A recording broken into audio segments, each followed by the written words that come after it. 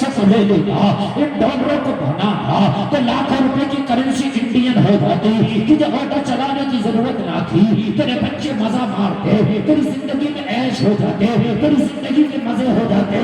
ये रक्षा चलाने वाला कहने लगा हाँ ये बात तो सही है, जिंदगी के मजे हो जाते, मगर मेरा इस्लाम इसकी इजाजत नहीं देता। हम किसी का एक कतरा एक दाना बगैर इजाजत के नहीं ले सकते। मैंने तो उस नबी का कलमा पढ़ा है जिस नबी ने पेट से पत्थर दबाना है मगर किसी गैर का लुकमा नहीं उठाया है। अगर मेरे नबी को फाका लगा है तो नबी ने पेट से पत्थर बांध लिया है मगर किसी गैर की तरफ नजर नहीं उठाया है। मैंने उस नबी का कलमा पढ़ा है जिस नबी के घर में हफ्ता और फाका होता था। अरे अल्लाह का शुक्र है मैं तो ऑटो चला के कमा लेता हूँ, अगर मेरे घर में फाका भी होता तो तेरा परस में अपने पास नहीं रख सकता था। मेरे नबी ने यही मुझे सबक दिया। नारे तकबीर, नारे रिसालत, नारे खासियत, ख्वाजा का हिंदुस्तान, मसलके आला हजरत, जश्न ईद मिलादुन नबी, नारे तकबीर।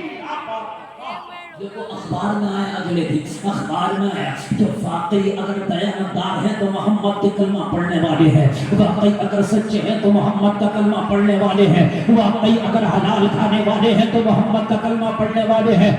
लोगों पूरी दुनिया को तलाश लो, पूरी दुनिया को तलाश लो, मगर मुस्तफा के गुलामों जैसी सच्चाई तुम्हें कहीं नहीं मिलेगी। अगर तुम भटके हो तो खता ये है तुमने नबी का तरीका छोड़ा है।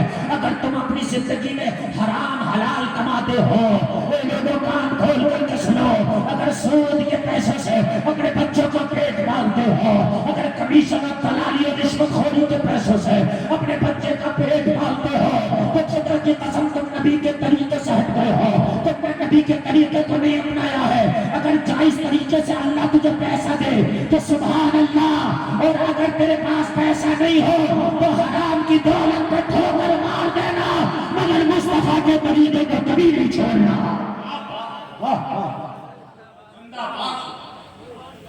दुनिया को बता दो कि हम फाके तो रह सकते हैं मगर मुस्तफा के तरीके को छोड़ने वाली ये कौम नहीं है।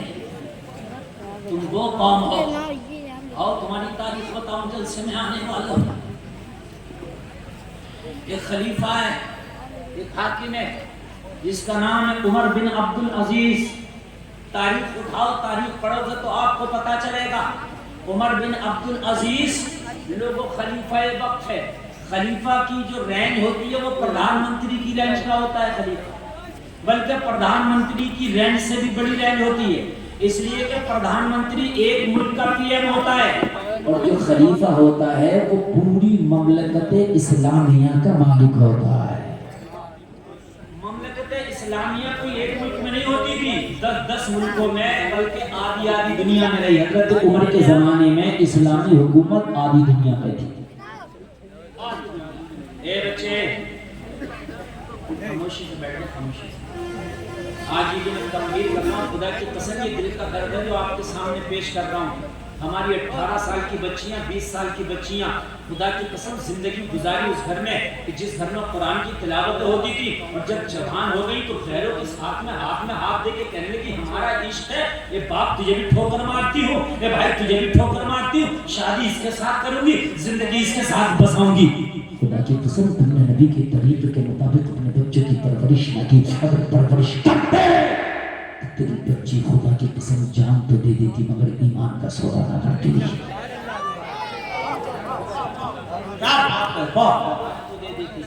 और ये तुम्हारे बरेली के कई किस्से हैं, बरेली ही के कई किस्से मैं आज आपको बता रहा हूँ। लोगों बड़ा अलमिया है।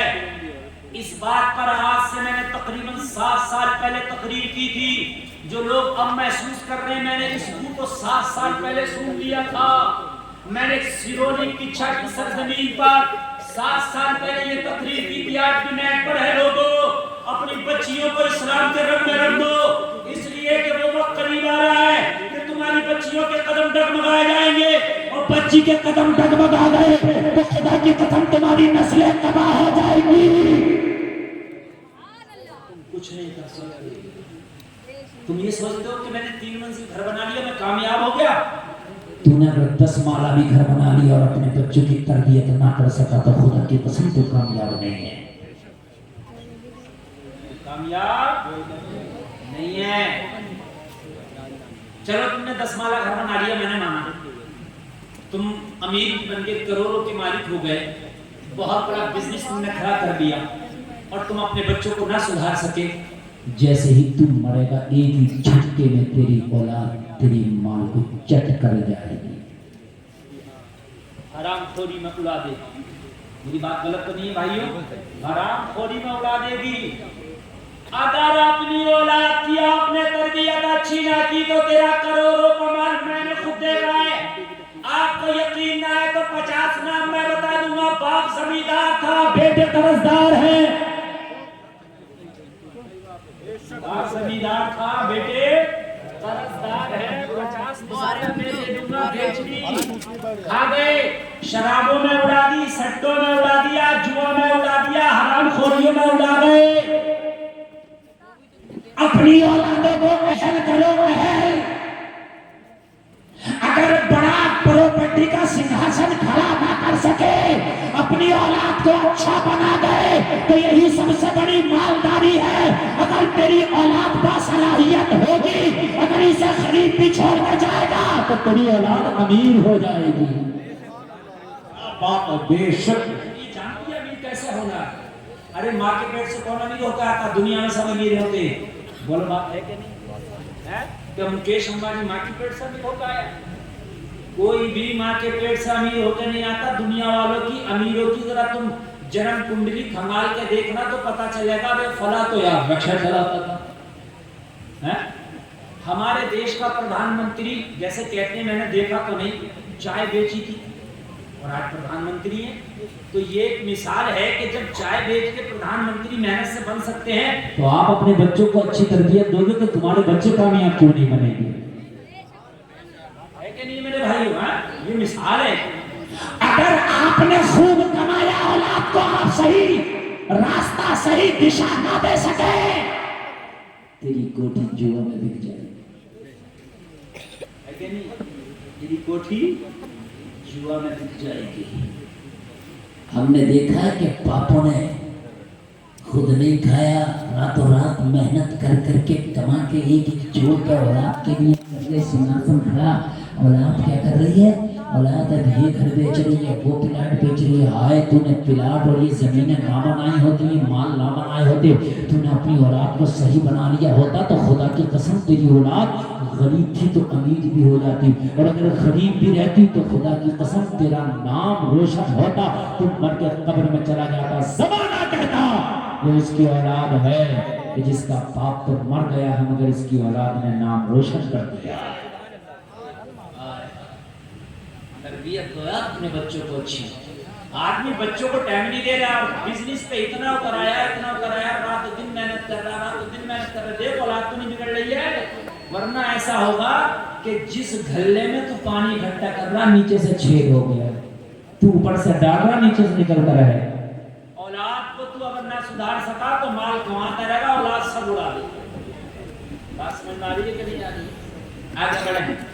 खलीफा जिसका नाम है उमर बिन अब्दुल अजीज, मुसलमानों ज़रा गौर करना, इसकी हुकूमत कई मुल्कों पर है, बगदाद में इसका तख्त लगता है। लोगों ज़रा गौर करो, हालात ये हैं कि ईद का मौसम करीब आ गया, ईद करीब आ गई।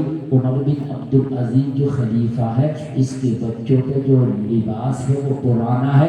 ईद की नमाज पढ़ने के लिए नया लिबास इसके बच्चों पे नहीं।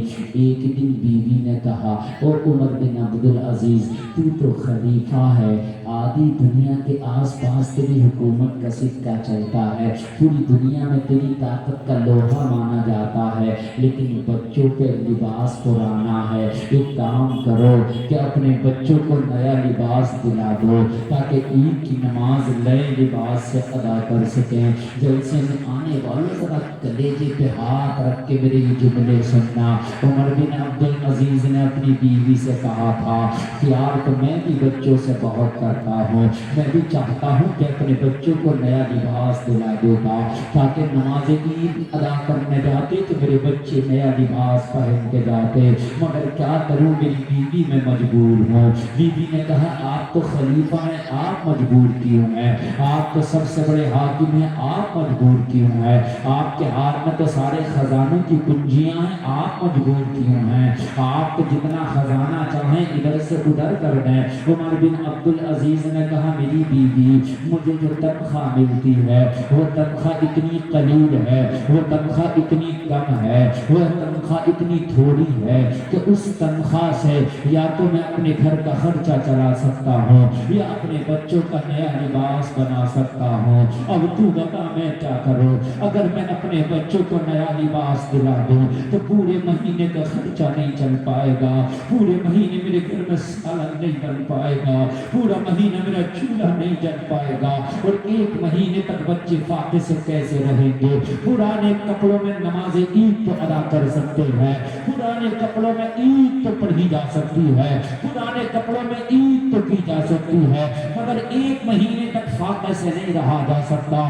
اللہ اللہ ذرا غور کرو یار، بیوی بھی لاجواب ہے۔ اگر آج کی بیوی ہوگی تو شاید ڈنڈا لے کے کھڑی ہو جاتی، پھر اتنی بڑی کرسی کا مطلب کیا ہے؟ استعفیٰ کیوں نہیں دے دیتا؟ اگر اپنے بچوں کو اتنی بڑی کرسی کے باوجود ایک لباس نہیں دے سکتا تو کرسی کا مطلب کیا ہے؟ لیکن خدا کی قسم بیوی کتنی نیک ہے، کسی نیک خاندان سے تعلق رکھنے والی ہے، کسی نیک باپ کی تربیت یافتہ ہے۔ لوگوں ذرا غور کرو، عمر بن عبدالعزیز نے جب یہ جملہ بولا بیوی خاموش ہو کے بولی اے میرے شوہر، میرے بچے پرانے کپڑوں سے عید کی نماز پڑھے مجھے یہ منظور ہے، مگر ایک بھی ناجائز پیسہ میرے بچوں کے کپڑوں میں خرچ نہ کرنا۔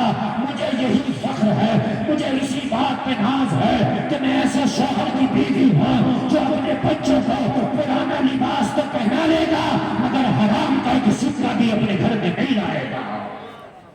آپ تو بے شک ایک بھی سکہ اپنے گھر میں نہیں لائے گا۔ مجھے خوشی ہے کہ میں ایسے شوہر کی بیوی ہوں۔ یا قربان جائیں، آج ہم شادیاں کرتے ہیں تو ہم یہ دیکھتے ہیں کہ لڑکی پیسے والی ہوئی، زیادہ جہیز والی ہو، لیکن جہیز تھوڑے وقت تک ہے، تھوڑے دن تک ہے، لیکن یہ کردار خدا کی قسم ساری زندگی ہے۔ عمر بن عبدالعزیز کی آنکھوں میں آنسو آ گئے، کہنے لگا او میری بیوی، میرے گھر میں غریبی ہے لیکن تجھ جیسی بیوی میری شریک حیات ہے، اس پر میں خوش ہوں، میں نازا ہوں۔ لوگوں ذرا غور کرو، یہ بات پوری سلطنت میں پھیلنے لگی کہ خلیفہ کے گھر میں اتنا نہیں کہ بچوں کا نیا لباس بنا سکے، خلیفہ کے بچوں پہ پرانا لباس ہے۔ جو کیشیئر تھا، منشی تھا، جو سب کو تنخواہیں بانٹنے کا کام کرتا تھا، جس کے ہاتھ میں تنخواہ بانٹنے کا رجسٹر تھا، وہ تنخواہوں کا رجسٹر لے کے عمر بن عبدالعزیز کی بارگاہ میں آ گیا، عرض کرنے لگا حضور میں نے سنا ہے آپ کے بچوں پہ لباس پرانا ہے، عید کے لیے نیا کپڑے کا انتظام نہیں ہے۔ کہا ہاں کیشیئر تجھے تو پتا ہے، منشی تجھے تو پتا ہے، میری تنخواہ بہت تھوڑی ہے، اس سے مشکل سے گھر کا خرچہ چلتا ہے، اگر یہ میں